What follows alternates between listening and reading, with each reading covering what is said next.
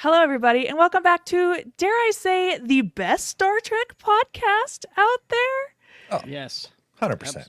Absolutely. 100%.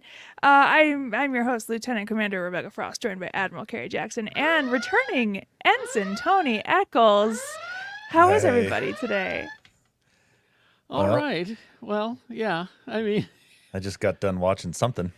yeah, we're going into Star Trek 5, so we'll see Star what Trek- happens. Star Trek V, 1989's Star Trek V, The Final Frontier, written by William Shatner, directed by William Shatner. I mean, he had some help, but directed by William Shatner.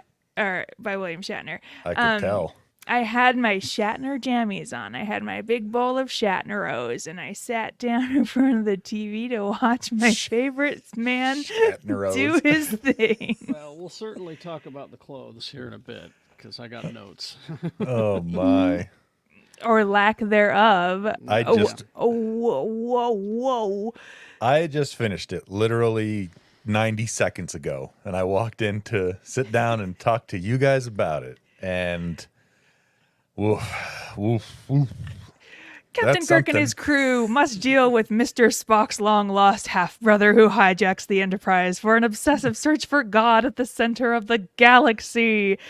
William Shatner fights God in this one. So he wrote, with some help, directed, opts to fight God. The movie opens on him. Well, it doesn't open on him on this scene in particular, but his very first scene, he's climbing El Capitan. No assistance. I was going to say, well, looks like Captain Kirk's stunt double still got it. The bit of trivia I read for that in particular was it was the longest fall stunt that a stunt person had done up I mean, until longest that. as in distance? Yeah. Oh. I mean, I didn't read much beyond that. But the movie actually opens on Nimbus 3 with Christian Bale's character from Thor Love and Thunder. Yes, okay, yeah. and Or the he- God Butcher walking along. yeah. Or and, perhaps, oh, never mind. and this strange Vulcan approaches him, and they have the weirdest interaction. It's the longest interaction of all time, also. And he, what does Well, he do? At that moment, we don't know that it's Spock's brother. No, it's Correct. Just a guy. We just actually, some we guy. actually don't even know that it's Spock's brother until like 3/4 of the way into the movie. Yeah. It's and what he does is he finds this guy in the desert. And the man is frightened, and he's got this homemade weapon of some kind that shoots rocks, and he's trying to gather up his ammo, and he's obviously having trouble. And, On a planet where weapons aren't allowed. it's the planet of galactic peace, so no weapons were allowed. So yeah, he just Cybok goes up to him and says, "I notice you carry a lot of pain. Share your pain with me." Obviously.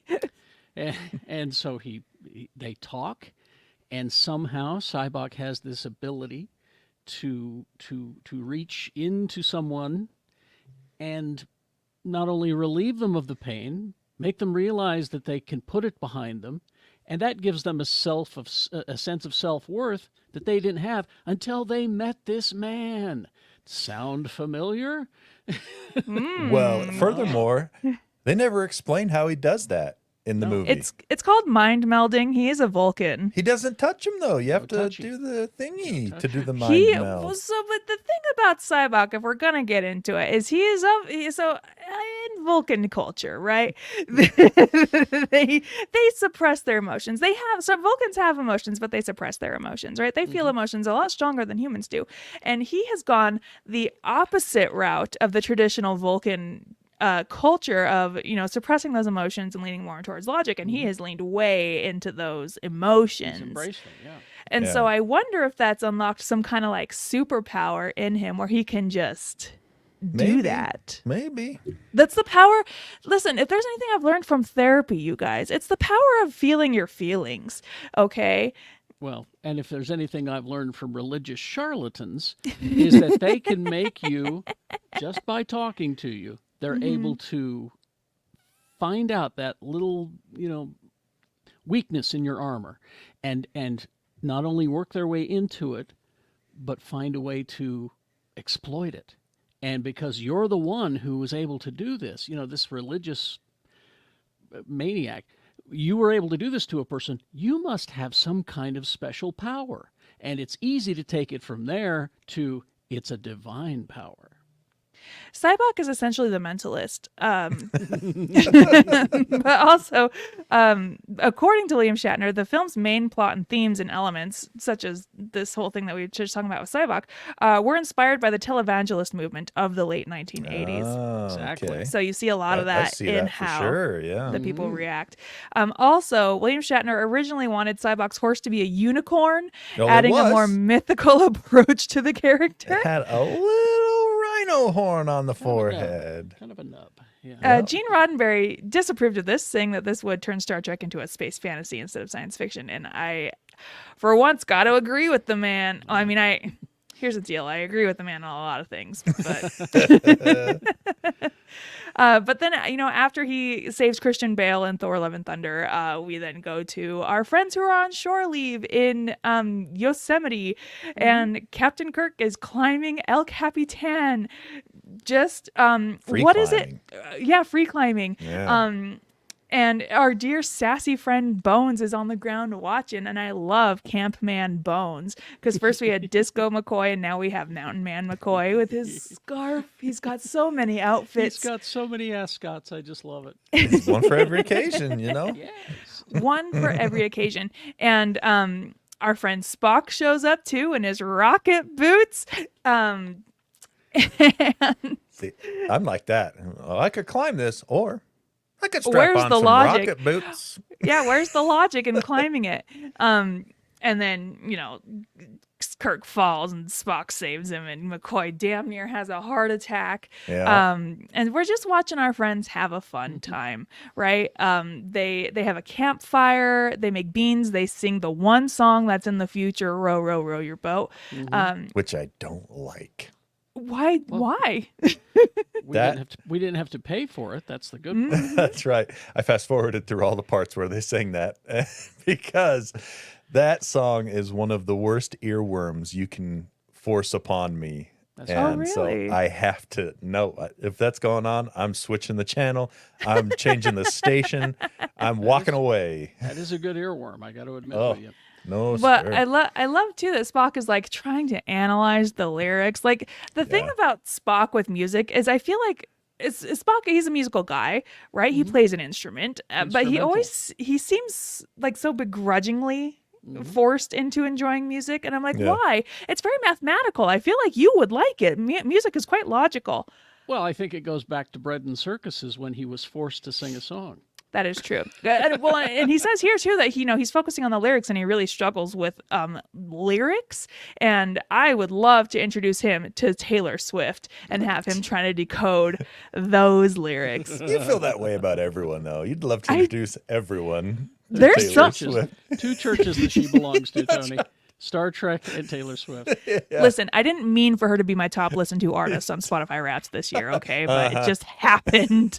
All right. Listen, last year it was David Bowie, okay?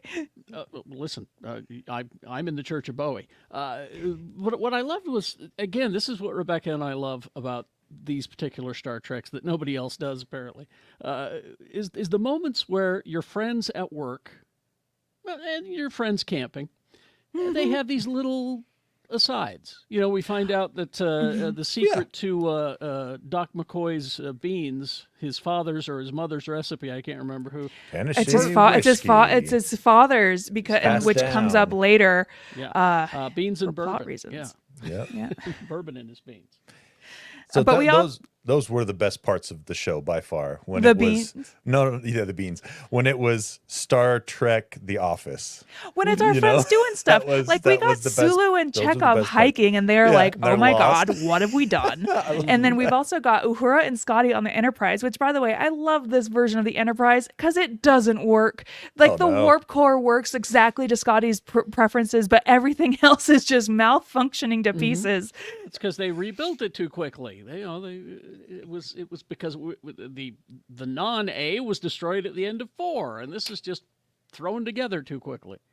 But we get to see our friends Uhura and Scotty having a bit of a flirtatious interaction. I think they're together, aren't they, at this point? So I looked it up, and everything that I have seemed to find says that they're just office flirting. That's Really? like that. Yeah, That they're is just some work husband and work serious- wife. That is next level office flirting. I'm saying Until it. later. Until later. We'll get there. Well, she brings him dinner. She brings him dinner in a See? nut thins bag, you know, a Yep. cracker silver bag. But then, meanwhile, back on Nimbus 2, or Nimbus 3, excuse me. Oh my God, Yeah, don't get them confused. I know Nimbus 2 we is go. way Nimbus 2, worse. you're required to have a gun. That's Because right. it's the Second Amendment planet. You're required to have a gun. Nimbus 2 is the planet of war. Nimbus 3, planet of peace. But back on Nimbus 3, down in Paradise City where the grass is green and the girls are pretty, we meet a drunk Klingon, a hot Romulan, and a Harry Potter Star Trek character. This man, It's true. I swear, was plucked straight from like a Harry Potter movie and put into this. I don't know exactly why they have met. Well, If they you can were enlighten chosen- me a they- little bit. They were chosen as representatives from all the big members of the Federation. So David Warner is from Earth, Terra, the Romulan ambassador, the Klingon ambassador, who's a retired general, who's apparently used to be big, hot shit at some time. Those aren't the biggest members of the Federation. Those are the members that are most aggressive toward each other in the Federation. Because you bring them together and you yeah, make there was them no talk, Andorians, there was no Vulcans. Just those three. or maybe they were waiting for the rest of them, or the others had left, or who knows? That could have, We don't that know. could have been. Yeah. Oh my God, okay. I can't believe we have skipped over this. The cat lady with 3 boobs. Okay, now hang on a second. That scene started. Tony. Okay, I got things to No, say I about got the stuff cat to lady say with about 3 this. boobs. I just want to say that thank you, Star Trek V, for inspiring the tri-boob lady that will go on next year to become a staple in Total Recall, 1990. Wait, Trek did it first. Yep, Trek did it Did it first. first. And I And credit Shatner for a 3-boobed cat lady. 100%, 100%. You know that's him. Yeah. Oh And yeah. I just when they walked in, I was like, "Oh, Star Trek wanted its own Star Wars cantina scene." Okay, here we go. But this is also a really cool scene because I feel like it's one of the first establishing. Well, I mean, we've seen other previous establishing scenes, but they all seem to involve the crew of the Enterprise. But this is a secondary establishing scene that's kind of setting up something else, totally unrelated to our Starship friends. And it was kind of a unique scene to see in this movie. But while they're gathering, our friend Cybok, not our friend yet, he has approached the city and he's just essentially taken everybody hostage, and including the ambassadors, which ruh-roh, whoop whoop, big deal. Starfleet lets our friends know about this hostage crisis on Nimbus 3 and they have to end their shore leave early. Why are Kirk, Spock, and McCoy camping without a tent? Just Because because Shatner wouldn't have a tent. Don't need a tent. He'd Sleep under the stars. damn it. sleep in our sleeping bag in our denim under the That's stars. right. I just assume as well that far into the future, weather prediction is basically perfect. So they're just like, oh, we won't need a tent. It's going to be great. the next Oh, we couple fixed nights." climate change? No. It's just perfectly predicted. Maybe we did fix climate change. I don't know. Oh, I mean, we I can mean, hope. it's a society. What is it? A societal utopia. There's still I no would whales, hope we though. fix Well, there. Well, now there's whales. Yeah, now there is. Yeah. Yeah. So our friend starts to head to Nimbus 3, but also hearing about this situation is a Klingon vessel that also wants a starship. So they also head towards Nimbus 3. And we meet a rock star Klingon who I thought was pretty cool. His name is Claw. I refer to him Captain as Claw. Motley Klingon. Motley Klingon. I love him. They exploded one of the old Voyager probes or Pioneer or whichever one it was. Yeah. He Those was- jerks. and that's what he said. He says, "I've been shooting at space junk. This is not a warrior's Space lifestyle." junk? And That is a historical piece of history. I need to get into some shit. I want to, mess things up. And he hears about the thing at Nimbus 3. Oh, maybe there's something going on there. Can't resist a fight, can I? So they get a video from the hostage takers, and Spock is like, "Oh, I know this guy. Don't worry about it." Here's he goes on to explain, he's the type of Vulcan that has leaned way more into the emotion part of being a Vulcan than the logic part. But other than that, don't even worry about it. And so they go to Nimbus 3.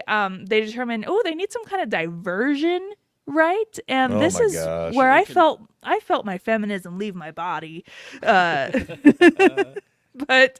the more I read about this scene in particular, everybody loved it, including Nichelle Nichols. And She so did? Hey, well, yeah, I guess she mean- had been learning burlesque at the time, and it was like, okay. And this was pitched by David Lowery as a joke, where he so during the pre-production meetings, he jokingly proposed to have Commander Uhura appear as an erotic dancer in order to lure away the hostage takers from the Paradise compound. It does seem And- awfully cartoonish. And oh my all the gosh, it producers was were like, ridiculous. yes. It's like, I need a distraction. Bugs, get in drag. And, Yeah, exactly. and Bugs Bunny dance to distract Elmer. And Well, and the way those guys crawled toward her and everything, I was just like, what? I expected one of them to say, women flesh. Like, yeah, it was Naked ladies. Yeah. Yeah, so I guess at the time Nichelle Nichols was like learning how to do burlesque, and she originally sang whatever song she's singing during this scene, but then when the movie came out, we learned it was dubbed over and her vocals were totally removed. Without her knowing? She was pissed. Yeah. I don't blame her. for sure. And I don't blame her, especially because she's such a beautiful singer, and like her whole deal is being such a good singer. Anyway, so that happens. That scene happened, Yeah. and I felt like I wasn't watching Star Trek anymore. But It was like some Laurel And- and Hardy movie or something. It was, I Marx started Brothers. I started fast forwarding when that scene started because it went forever. Like it went for almost like 2 minutes of them just like shambling towards the sand dune that she's dancing on. The younger Just like, audience, okay, come on, let's. the younger audience doesn't do long scenes well these days. I can see. 20 whole minutes of the Enterprise being revealed in the motion picture. Too much. It was. I timed it. You know how long it was. It's It 4.5 felt like minutes. a lifetime. Minutes. Carrie has to time it so he knows. Do you know how many TikToks I watched in that time? 4. 8. Those are only 30 seconds. Well, it depends on the kind of TikTok you're watching. And so the diversion works, right? And they get in there and there's a big old fight. But then twist, all the hostages capture them. What And the? everybody is now loyal to this cult leader Sybok. And Sybok acts like he and Spock are like super duper good friends. What's going on here? Anyway, so it turns out this whole thing was just a scenario because he needed a starship, right? And so a starship came, and so they hijacked the Enterprise, but then also the Klingon is there. I felt like you could have. The Klingon part wasn't Well, really necessary. no. Yeah. This movie, they could have completely removed the Klingon bird of prey coming after them from the whole movie, and it would have made no difference whatsoever to the Totally. story. 100% the same. Well, but okay, I won't argue with you. Because I'm sorry, Carrie, but they did, No, at you that- need the Klingon ship at the end for the reveal. Also, I knew I wouldn't die because I wasn't alone. That was a line that we passed over here in the beginning in Yosemite when he was falling. He says, I knew I wouldn't die because I wasn't alone. But then he's down on the planet. He's by himself. Maybe he'll die. So there was that. But we also needed the Klingon general to come around and get out of Sybok's, control. Fine, Carrie. I mean, had I a guess. purpose. They could have accomplished the same thing with a small shuttle, though, just coming out of the butt of the Enterprise and going down. But Carrie, you are absolutely right. We did definitely skip over that whole exchange where Kirk is like, "And I am for sure gonna die alone." Which, Yeah. if I were one of Kirk's friends, I would be so offended, because like, are you ever really alone? You have a chosen family, my friend. Spoiler alert: he's not alone when he dies. Anyway, That's right. Oh, no. Wait, she doesn't know? I don't think she. Well, we You got know how he We dies? got 7 seasons of Next Gen to get through. Oh, Okay. well, maybe. Who knows? Oh, man. Almost let go of a 30-year spoiler. 30-year-old spoiler. But so they get back to the Enterprise, and Claw he does realize, the maximum way, the way to attain like maximum glory is to kill Captain Kirk, right? So I guess whatever, because that's just what we need, more complications. Well, And Kirk is like the Lex Luthor to the Klingon Superman. He is the legendary super villain. Yeah. You saw John Shuck, the Klingon prosecutor, talking about, there will be no peace as long as Kirk lives, kind of thing. that is true. That is true. But they get back on the Enterprise. There's a struggle. A gun goes flying. Kirk and Sybok go for the gun, but it slides over and Spock picks it up, and Sybok walks on over to Spock and he's like, "Go on, shoot me. I dare you." And Spock is like, "I don't know." And Kirk is like, "Kill him." Shoot him. And Spock doesn't do it. And disobeying a direct order, Spock. Yeah. How illogical.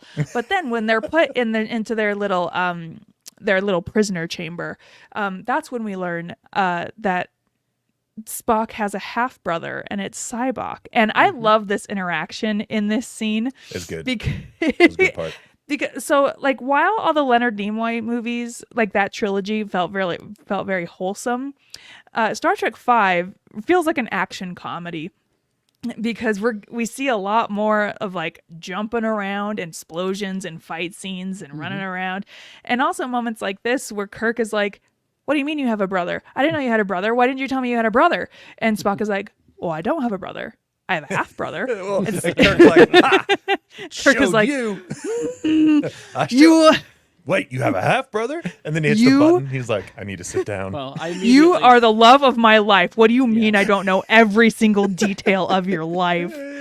Well, when I saw that scene, I thought of the famous Looney Tune with Bugs and Daffy going back and forth, where he doesn't have to shoot you now, and Daffy goes, "Ha! That's it. Pronoun trouble." That was what I saw Kirk doing. 2023 pronoun trouble. Yep. And so, but that's also, that's why we learn he can't kill Sybok. He's his half brother. Now, let me pause on Star Trek V for a moment and go to the thing that got you into Star Trek, Strange New Worlds. Which exactly? Do you understand the end of the season finale now? Of season 2? Yes. No. Strange New Worlds. No, I've forgotten. What are you referring to? I've forgotten. Because all Sybok is there. Is he? Oh, Go man. back and watch it. It's the I haven't last watched scene. it since it came out. so. I know. I haven't seen it since it's come out. It's the last scene. He's there. Ooh, he's just stirring up shit already so soon. We then get another hilarious scene where our friends are trying to escape, right, and go to the emergency communications room, and they are climbing up ladders, right, just ladders, for endless ladders, and McCoy is like, "This is going to be the thing that kills me." And they're only on like the 12th deck. Hey, how many ladders do you have to climb in the future? Not 12. Not 12. But then Spock somehow got his rocket boots back. So here's what happens. They say we got to make it to the top. It's like 75 decks or something from the base to the ceiling. And so Shatner's like, "Well, here we go." And McCoy's like, "Fine." And then they go, and then you see Spock run back out of the door. And I was like, Interesting. "Where the heck's he going? What I the?" wasn't paying attention. And then he zooms down on his rocket boots How about, did he get from up there? That's the question for me. I mean, if he'd have gotten the rocket boots and went at up, the top. You're already Our at friend- the top. Our friend Sassy Spock loves the element of surprise. Indeed. yes. So he comes down, and Kirk immediately is like, "I'll take a ride."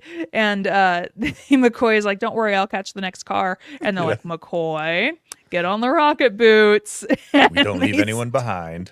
And they start sinking. And Sulu and Uhura, who have been converted by Sybok, are down at the bottom. Like, Captain, just come with us. Happened off screen, by the way, and it confused me a little bit. Me too. I went back and I was like reading through a synopsis. I'm like, when did this happen? Yeah, did I miss this? And so There was just a very quick scene. well, no, there wasn't a scene. There was.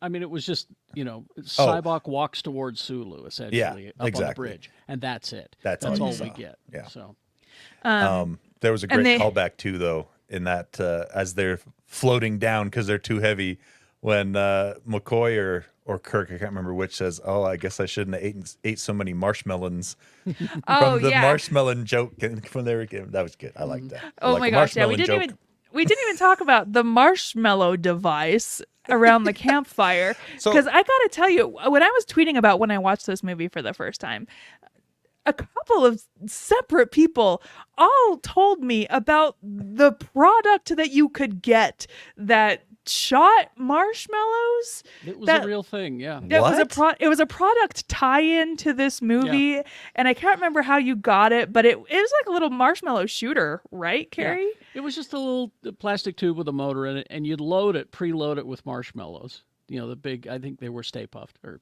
I can't remember which brand. Campfire, must have been. Anyway, you'd load up like 2 or 3. But it was jet puffed. That's the big one. And it was Kraft. It's Kraft. Mm-hmm. And you couldn't see, because the tube was empty, and you'd press the button and the motor would move one of the marshmallows up to be dispensed. So you could pretend that you were camping with Kirk, Spock, and McCoy. Spock's thing was supposed to be like a handheld replicator, I assume, and it replicated a marshmallow. Marshmallow, yeah. But also there's when they are, they're lowering down, and Kirk is like, you gotta turn on the rocket boots, man. And Spock is like, if I do, we are going to accelerate very fast. And Kirk is like, I don't care. And so they again, action comedy. They whoosh right up. There's 3 or 4 times in this movie where Kirk yells at Spock to do something. But they almost hit the ceiling, and they stop just in time. Yeah. And Spock is like, "Whoa, I definitely overestimated or underestimated." Spock whatever. says, "I overshot our deck by 1." Because they were supposed to go to 73 and they were on 74. And McCoy, like he always says to Spock, nobody's perfect. Yeah. Which I just love. If he would just switch it to be Nobody's Nerfect, I would die, ascend. I bet he's got it tattooed right here. Nobody's perfect. In Gothic letters that go over his belly button. Big Gothic letters, yeah. And then we cut back to another one of my favorite scenes, because we talked about Scotty and Uhura flirting. Mm-hmm. Because now that her mind has been freed, she's all over him in the med bay. Well, Uhura says to him, it's allowing me to express feelings I've never been able to before. And she's like caressing his face. That's why I thought they were already going Scotty's out. like, no. Well, that's why he's like, no, thank you. It's because he knows they're just work husband and work wife. I guess. All right. Or, deep down, she's got the hots for Scotty. I think she does. Wouldn't? I mean, who wouldn't? He's a great guy. He's a man who knows how to work stuff with his hands. That's right. He's just not ready for that right now. He's got the ship to fix, and he's got to save the world, and then maybe he can think about it. He's got the ship to fix. It's being taken over by cultists. He doesn't know where his captain is. Like he's got a lot going on. Our friends who have not been captured, who have not been changed by Sybok, they're able to send off a message, but it doesn't go to Starfleet. It gets intercepted by our Klingon friend, Motley Klingon. And then the grand mission here is revealed, where Sybok, they're all captured. They're all on the bridge. Wait, what's the captain's name? The Klingon captain? Claw? Well, obviously his name now is Captain Clue, like Motley Crue. Motley Claw? Motley Clue. Right. Captain Don't force Clue. it. We'll take it. So, yeah, he hears, the ship's in distress. Let's head that way. And their whole plan is to find the place, the center of the universe where creation sprang forth, Shakari, and you betcha God's gonna be there, and we're gonna go meet God. And one of my favorite scenes, Lawrence Luckinbill, who plays What now? Cybok. Lawrence Oh, that's his Luckinbill is name? Yeah, That's an awesome name. Broadway actor mostly, which is why I was surprised he was able to dial it back so much for this movie. Son-in-law to Desi Arnaz and Lucille Ball. Really? I did not know that. Yeah. Okay. So yeah, Lawrence Luckinbill, he has this great scene of the camera's right on him, and because Shatner's questioning him, saying, you know, where did you get this idea? And he goes, it was given to me by God. And he's got this look in his eye when he says, well, it was given to me by God. That you go, oh, you are crazy. You are in fact crazy. I've seen that look in people in real life. And I'm like, oh, you're crazy. You know, Oh. because he's just so assured of himself. He smiles when he Yep. says, the vision given to me by God. It's clear. If it were me, I for sure would have joined Cybok's cult. Really? I am such a golden retriever of a person, Carrie. I believe everybody. I trust me, I've talked about this in therapy. I often think believe that everybody. I often think I'm the dumbest person in the room, and Oh, jeez. and I feel like everybody knows more than me. Doesn't matter their age, doesn't matter, like, even if I know for a fact I'm smarter than them. Mm-hmm. I always feel like I'm the dumbest person in the room. Then why do I keep coming to you for advice and wisdom and stuff? Carrie. I don't know, Go to man. The wrong person. I better stop. I guess I better stop. Anyway. No, it doesn't mean it's not. Doesn't mean it's true. It's just how I feel. Oh, okay. You are the smartest. You It's just up here. Up It's here, my own. okay. But I'm just telling you. But if I ran into Cybok and he was like, "Girl, we're gonna go find God," I'd be like, "Okay, if you say so." But Cybok's got our three friends in the cool room of the ship. What is this room that has the It's like a old little ship steering wheel? Museum or It's something. like a rec room or something like that. Yeah, Common but area kind of a thing. It stirs something in me to see that old wooden ship wheel on this starship. I think that's just so cool. I think it's the observation deck is what they call Oh, it. that would make they? sense because there's a big window to look out as window. well. Yeah. It's probably Yeah. the observation deck. But that's when Cybok tries to do his trick on our friends, and so he does it on McCoy. And McCoy, we see his pain. We get McCoy lore, and we learn all about his relationship with his father and how his father was very sick. And McCoy, this is the patient that McCoy couldn't save, and he. And this is the first time that we've heard a lot about McCoy.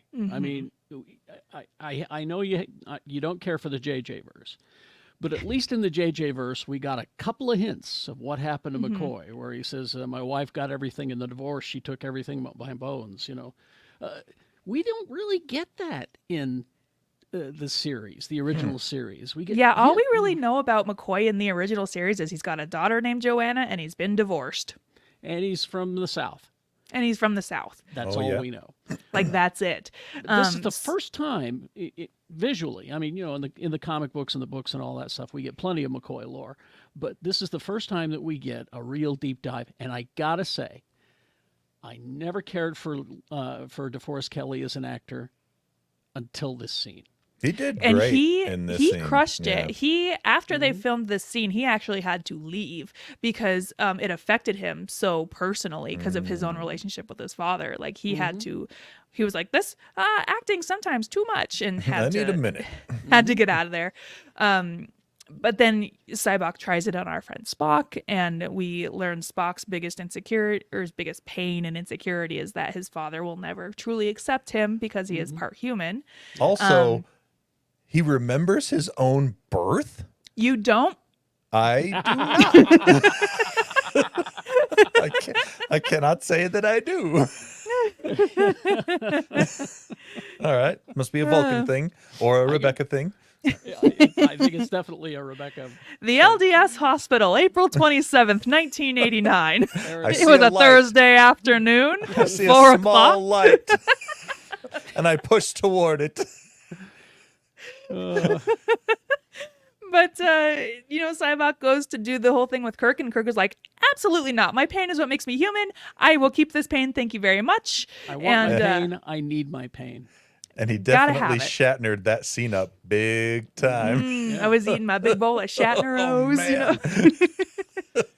But and Spock even says to Sybok, he says, this yeah, okay, there's that, but I've gotten over it, Yeah. Spock was pretty much like, what else you got, man? Yeah. Well, and what's so crazy too is this instance doesn't affect McCoy either, which you think it would because it's a very deep pain. Yeah. I wanted some McCoy reaction to the Spock thing because they're such antagonists. Well, yeah. And and McCoy was so insulting to him at the campfire. Oh yeah. Just nothing but mean insults at our friend. So originally in the script, Spock and McCoy were supposed to side with Sybok, but Leonard Nimoy and DeForest Kelley objected, saying that their characters would never betray Captain Kirk, and Right. Gene Roddenberry agreed. Absolutely. And I think that's overall better for the script, right? Because it's my three dads, and they're all they gotta be in. They have to be hold of their senses. I love the way they did it because Sybok says, "Well, we're almost to the galactic barrier, whatever that is. We're almost the there." Great Barrier, The source Great Barrier. wall. If you're a DC fan, So Spock, McCoy, you better come with me. Captain, you'll have to stay here, and that's when Spock lets him know.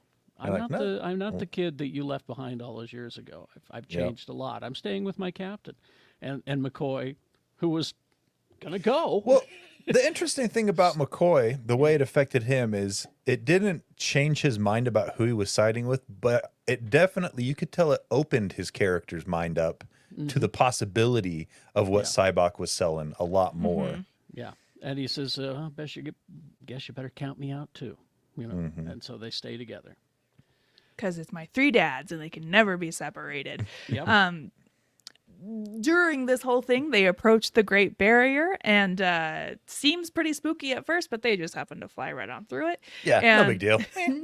Barely an inconvenience. Nobody's ever been here before. This is the pure, just like the final frontier. No one's ever gone and come back. Just cruise on through. Ain't no thing. And they see just a lone single planet Shakari. And I love this scene on the bridge when everyone is just gazing in awe at this planet, and everybody has their own names for it, right? Because it all has, different origins and different cultures. And wow, isn't Earth like that? And isn't that cool? Yeah, we all have our folklore, all different names for it, and what's going to happen, and what does God look like, and we all have that in our different folklores. But also, damn, is Sybok right?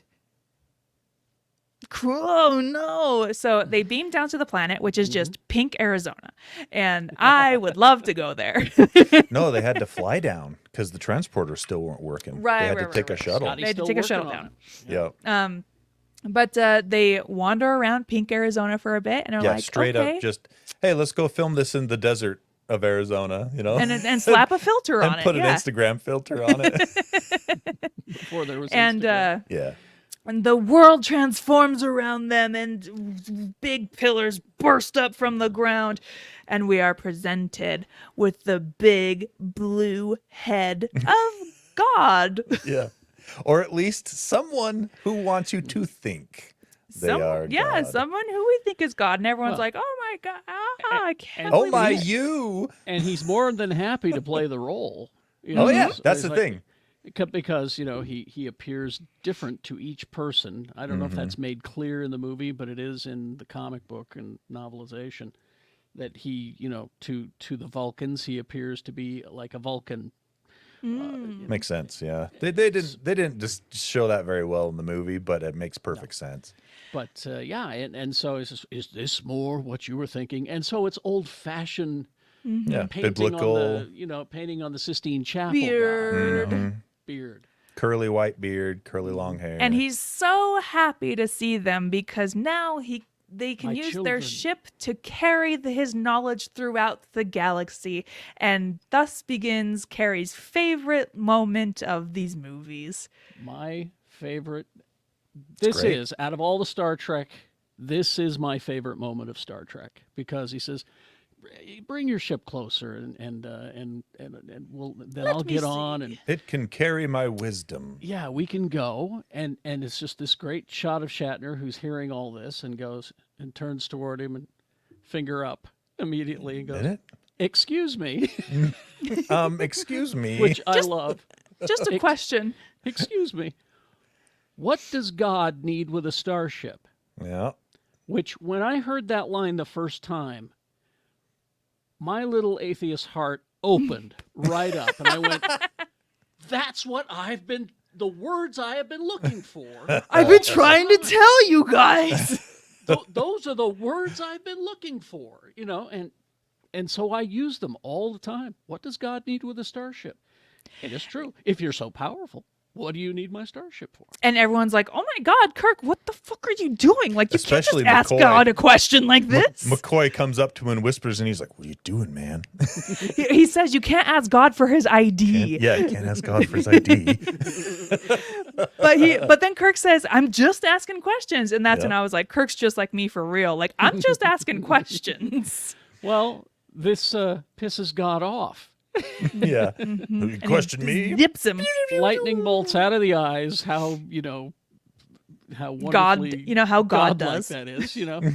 And of course, it doesn't kill Shatner because it's Shatner. And Yeah. he gets up, he sits up and goes, "Why is God angry?" He's just heading down that atheist Just path, just beautifully. Asking questions. Just asking questions. And it's just this great moment. And finally, even Sybok realizes that this isn't God. Yep. Oh, wait And a Spock minute. even yells at him, says, "This is not the god of Shakari, nor Yep. any god of any kind." And Spock, after hearing that, Sybok goes, "Oh shit! Oh, No, think I- beans. I think I may have fucked us here." Yeah.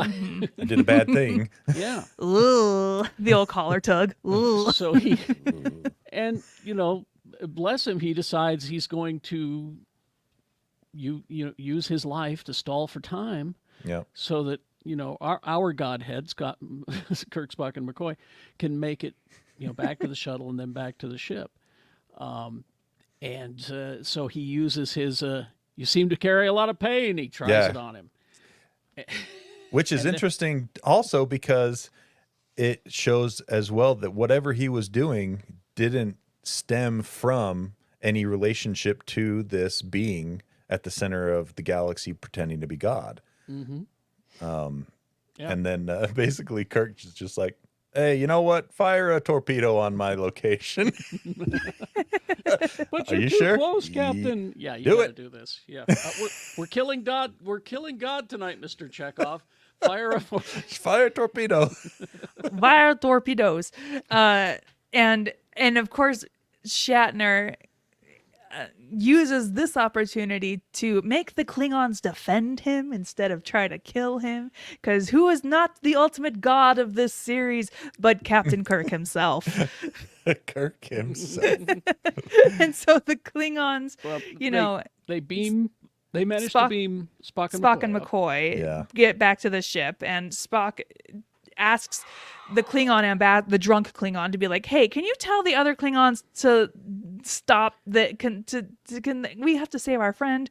Mm-hmm. And he manages to do that, and Well, the it's, Klingons. and it's a great scene the way that goes down, the way between these two of them, because Yeah. drunk Klingon is just like, "Yeah, I'm just an old, Just an old has-been. the kids aren't going to listen to me," and Spock actually gets angry at him. Yeah. "Damn you, sir! You will Yep. try." Oh, just beautiful. Great scene. And especially too, when this drunk Klingon realizes this has all been for naught, right? Like, where's your motivation? Where is your motivation after that? And so, good on Spock for slapping some sense into him. And the Klingons, Motley Klingon, blows up Captain Clue. Motley Crue. the imposter deity, and happily ever after. And the film ends with a big party. The only thing that could have made this better is if it was like the ending of a Shrek movie, where like there's a big dance number, right? And they're all like dancing and partying. And You get your That's- fourth row your boat reference. We do Yeah. get our fourth Fifth, row maybe. your boat. They finally get their camping trip taken care of. Yeah. Yeah. There's just, again, it's one of the most kicked around.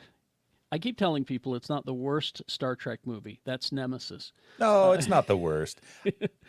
But this movie does get kicked around a lot. But for people like me and Rebecca, we find moments in there that Well, There's so many good little that's moments. the thing is this movie is it's not a gem. This movie is what you're picking the gems out of in a mine. You're looking at Yeah. oh, there's one. These are good right here. Everything that surrounds it, it's just kind of meh. I got to But there are dig these through. there are these gems sprinkled around this movie that are quite good little segments. I mean, there's just little moments for little, like we called them, the office moments that happen where they're in the turbo lift and they're heading up to the bridge just after the trip, where they pick them up, and Kirk says, "I need a shower," and Spock, Oh, because he smells pause. terrible. Yeah. Spock pause, looks at him and goes, "Yes." Yes. Yes. In his Those shirt, little- yeah. in his shirt that says "Go climb a rock." Yeah. Go climb a rock. He's a funny captain. He's got a little bit of a sense of humor. The thing that I walked away from this movie kind of pissed about, not pissed, but it's the thing that Star Trek does where we have defeated this air quotes villain and now it's time to celebrate. Cool. Can I get a little bit more about the villain's motivation? Can I just get because our fake god, he was imprisoned. That's the whole thing. He just wanted to get off that rock. That was Yeah. his Yeah, motivation. What's he doing there? What? I don't even just- think Cybok knew what he was going to find there. I don't think Cybok had any interaction mentally or whatever with the being on the rock. Cybok had just convinced himself God was there. I need to get there. He And kind then of this- Indiana Jones did, yeah. I think Exactly, He and then- got clues and he put it together. And he just and then he gets there and the thing decides, all right, here we go. Someone's here. I have no idea who this is, but someone's here and I'm gonna get him to get me off this rock. And the So- other thing about this that was interesting to me is this isn't even close to the most powerful being that the Star Trek crew has encountered in their past.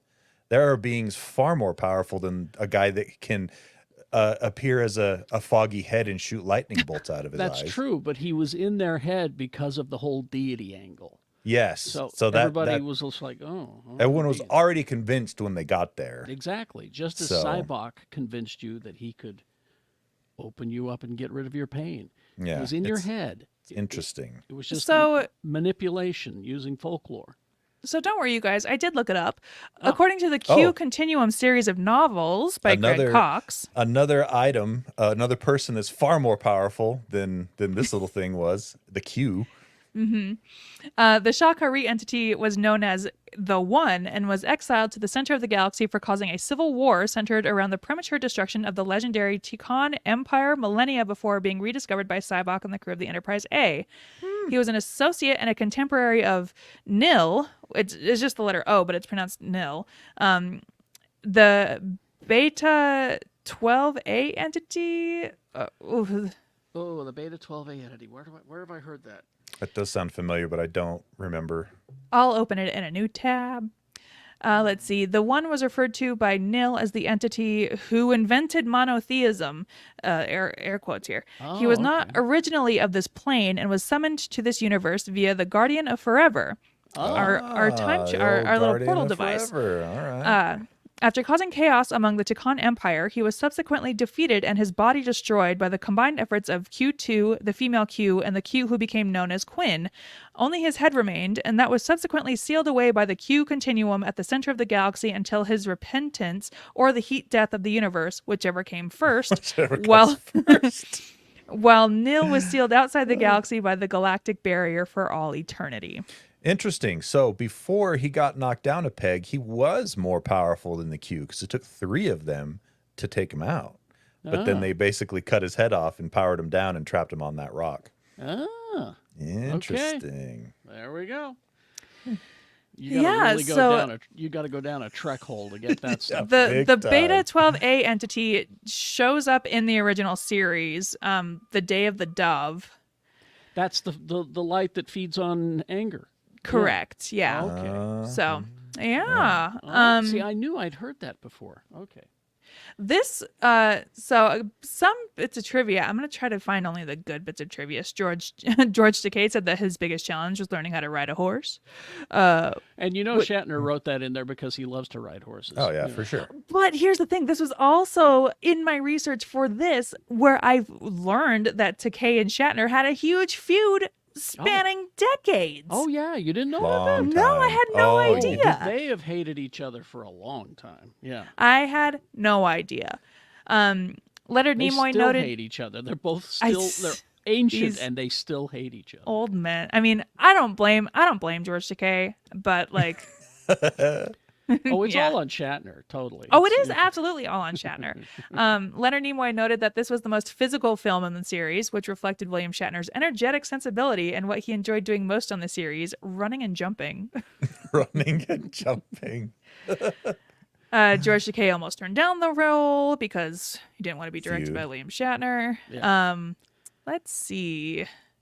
William Shatner's cut originally ran slightly over 2 hours, which Paramount Studios thought was too long. Their target runtime was 1 Agreed. hour 45 minutes, which would guarantee twice nightly theatrical screenings. Yes. Harv Bennett was handed the task of shortening the film's runtime, despite Shatner viewed that nothing could possibly be removed. It's all perfect.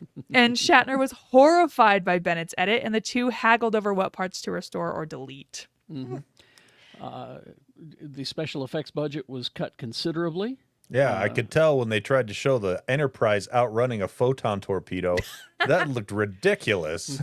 There was the initial scene where we see Shatner on El Capitan. It was supposed to zoom in from the Milky Way galaxy down to Ooh, Earth, and that they would've were been like, cool. "You want how much money?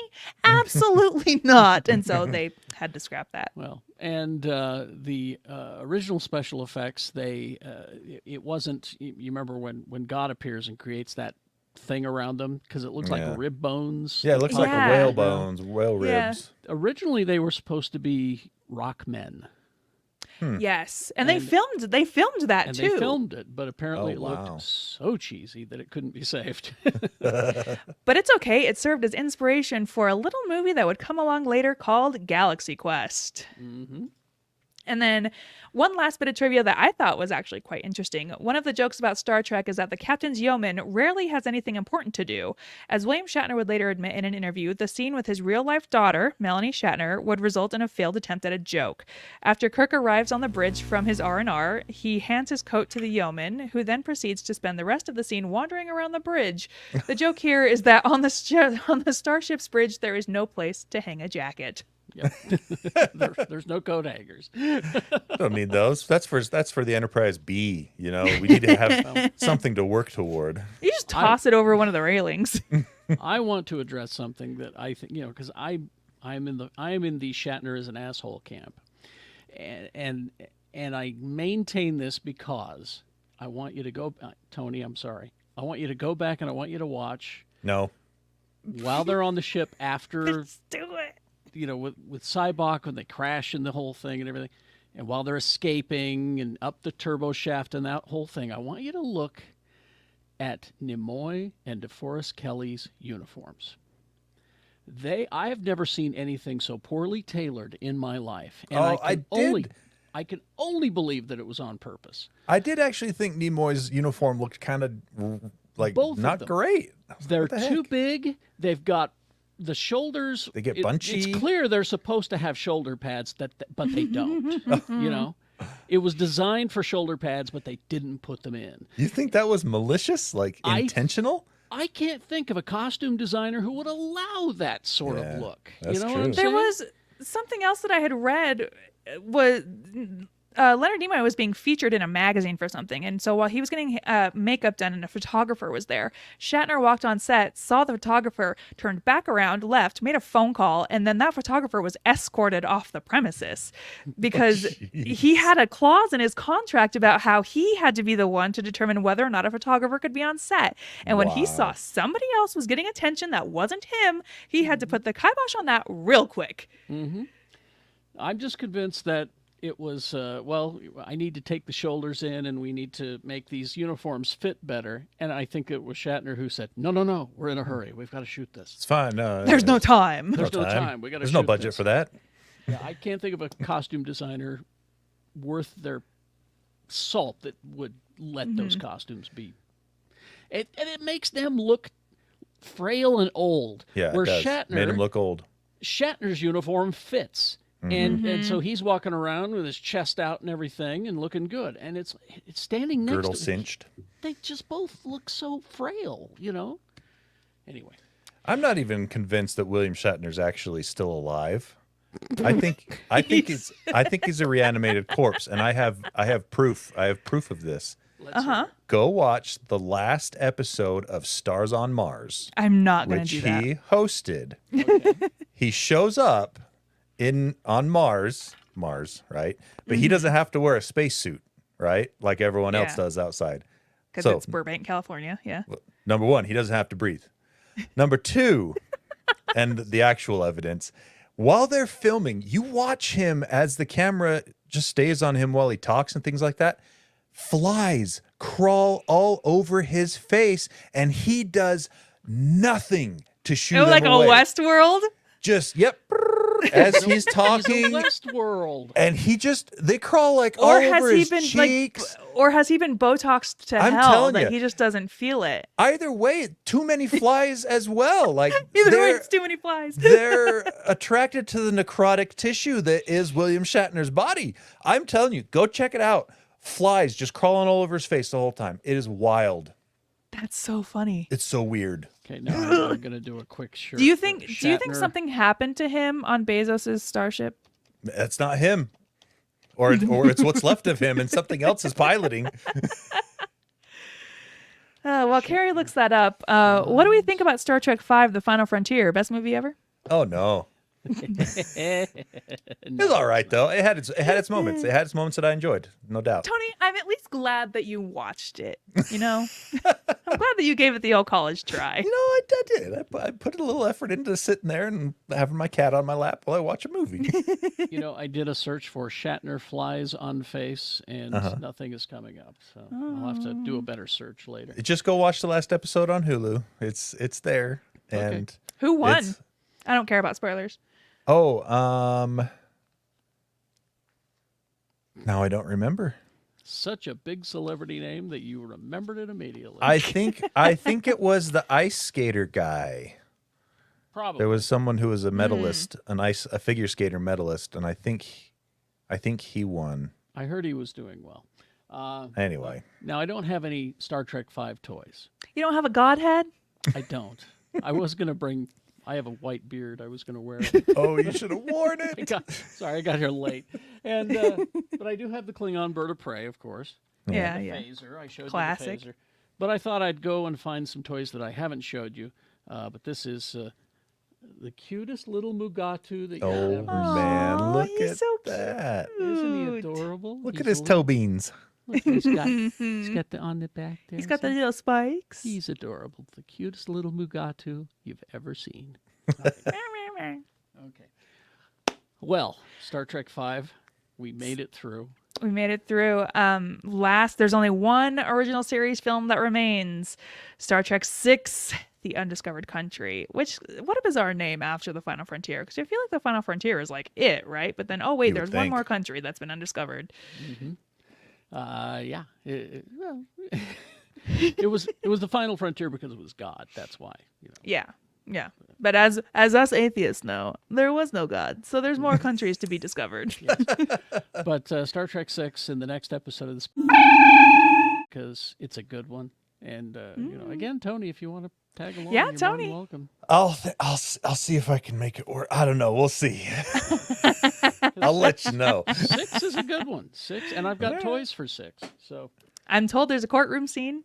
yes, my Well, you are all about those. my I'm all about favorite. those. I love that courtroom scene.